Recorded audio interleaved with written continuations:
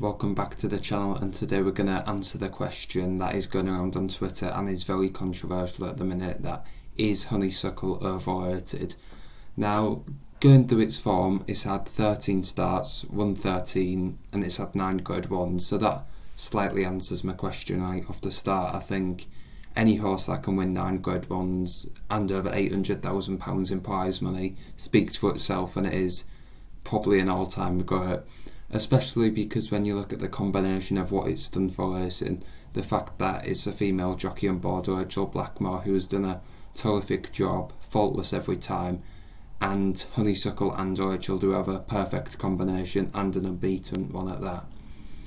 Looking through some of its form, there is always question marks over what has it actually beat, but this 2 times Cheltenham Festival winner has won the champion hurdle by 6 lengths, and it beaten horses which like Charger and Epatante, who did come into the race quite short in the betting, and it also beat Goshen, who did underperform on the day, but it has beaten high class horse after high class horse.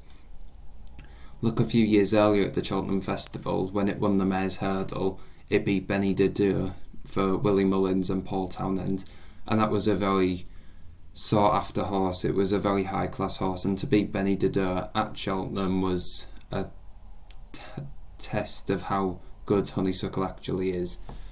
And this horse had a very good comeback in the Hatton's Grace, winning another grade 1. And it's not just the horses that it's beating, it's the manner in which the horse is beating them.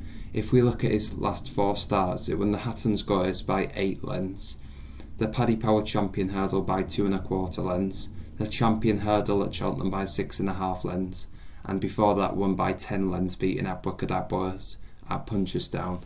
Now, it's the manner more than anything in which Honeysuckle is beating these horses, and don't forget this horse is versatile, which many other legends aren't.